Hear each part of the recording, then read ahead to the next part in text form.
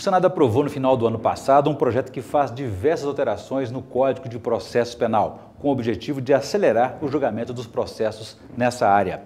Quais são os efeitos sobre as decisões judiciais? Este é o principal tema do Pensamento Jurídico de hoje, uma produção da Associação dos Magistrados Mineiros, a AMAGES. Para falar sobre o assunto, nós vamos conversar com o desembargador Dorgal Andrada, da 4ª Câmara Criminal do Tribunal de Justiça de Minas Gerais. Ele é magistrado há 18 anos e já passou por 5 comarcas: Passatempo, Resende Costa, Aimorés, Uberaba e agora Belo Horizonte. É também autor de vários livros na área penal. Doutor Dorgal, obrigado pela presença. Um prazer recebê-lo aqui novamente. Eu que agradeço. Teremos também, doutor Dorgal, o quadro Pensamento Literário, em que o senhor fará indicações de leitura para os nossos telespectadores. E o quadro Pensamento Universitário, em que estudantes de faculdades de Direito me ajudam a entrevistá-lo, fica adiado para o fim do recesso escolar, em fevereiro, então. Bom, doutor Dorgal, nosso assunto aqui hoje é esse novo Código de Processo Penal que está pintando por aí, sendo votado no Congresso Nacional. Como é que o senhor avalia as mudanças, no geral, 70 anos depois da instituição do atual Código de Processo Penal? Inicialmente, eu agradeço o convite para voltar aqui ao programa tão valorizado. E eu diria também, para ser bem realista, o nosso Código com 70 anos, só para relembrar, ele é um decreto-lei. Esse Código ele não foi votado no Congresso. Ele é fruto do exercício, vamos dizer assim, do exercício arbitrário da época do então ditador Getúlio Vargas. É preciso que ele seja, então, só por isso, pela formalidade, não só por isso, mas também por 70 anos de mudanças sociais e mudanças no sistema judiciário, ele tem que se adequar. O que ocorre é que ele ser aprovado no Senado, ele tem que ir para a Câmara. E vamos relembrar que o Código Civil ficou 22 anos sendo debatido, o Código Civil, para ser aprovado.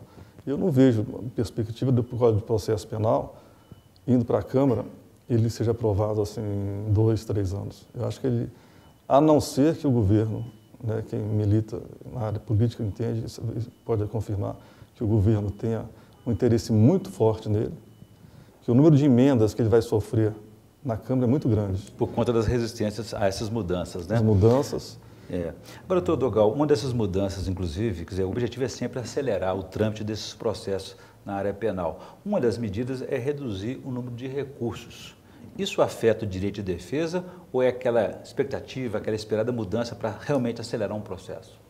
Não, acho que nesse ponto, né, todos nós queremos que o processo seja mais rápido, porque o mundo de hoje é rápido e não há compatibilidade, não há como aceitar uma morosidade no mundo que a gente vive de hoje. Eu acho que não prejudica não, porque no processo penal, na área criminal, nós temos um instrumento que é o habeas corpus, que não é um recurso, mas ele acaba sendo válido para socorrer qualquer pessoa contra qualquer arbitrariedade de um juiz, de um delegado, de um promotor.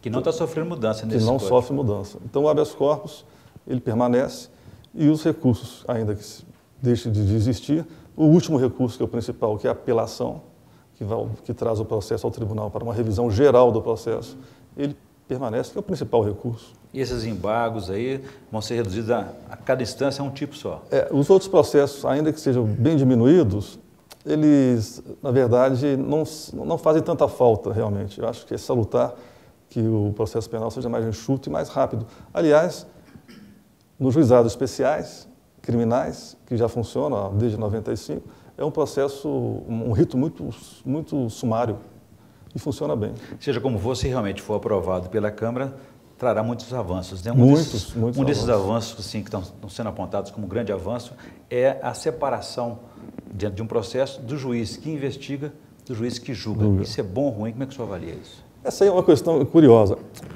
Para a pessoa que não é da área criminal, só para esclarecer com mais facilidade, hoje quem investiga verdadeiramente, né, quem vai para a investigação, não é o juiz. Então você fala assim, vamos separar o juiz que investiga do juiz que julga. Hoje, na prática, o juiz que pode se manifestar durante a investigação, o delegado é que investiga, a Polícia Civil que investiga. Eventualmente, acho que em menos de 20% dos casos, o delegado pede uma prisão preventiva para o juiz. Ele pede uma quebra de sigilo telefônico. Ele pede um mandado de busca e apreensão. Em muitas poucas investigações, o juiz atua por pedidos do delegado. Então, fica parecendo, o que não é verdade, que o juiz participa da investigação. Na prática, não participa. Na prática, quem investiga é o delegado. E o delegado, às vezes, vem pedir ao juiz algumas dessas medidas que eu falei. Então, não há necessidade tão profunda dessa separação, embora a maioria dos países vem separando. Aquele juiz que, às vezes, socorre ao delegado, ele depois, quando o inquérito vier se transformar em processo, ele não vai participar mais. A intenção seria evitar que a participação nesse processo de investigação influenciasse depois a decisão dele mais tarde. Só que 80% das investigações, o juiz não participou dela na prática. O juiz estava à disposição do delegado, mas o delegado não viu necessidade de pedir quebra de sigilo, uma busca de apreensão ou prisão preventiva, que são casos menores. Então, 80% dos casos, o juiz não participa. É a Polícia Civil e o Ministério Público que fazem essa investigação. Isso. E depois, ao ser denunciado, iniciando o processo, propriamente dito, é que o juiz, então, assume a presidência. Então, na verdade, hoje nós não temos um juiz participando dos dois lados em todas as investigações. É uma minoria. Mas, no mundo inteiro, está se separando. Ocorre que isso, havendo no Brasil uma carência de juízes, é um país que não é um país europeu pequeno, nós não somos um país europeu pequeno, com folga de dinheiro, com folga de juízes.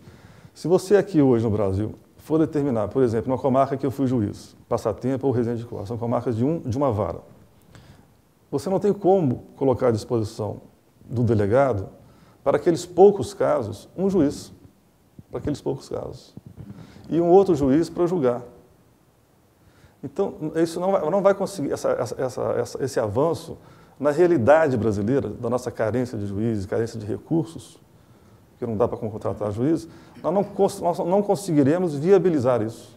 O senhor não é muito otimista nesse ponto, né? Não, agora, esse processo, essa medida, criaria até o juiz de garantias. Mas eu gostaria que o senhor falasse sobre isso no próximo bloco, explicando que garantia que é essa aí. E a gente volta no próximo bloco.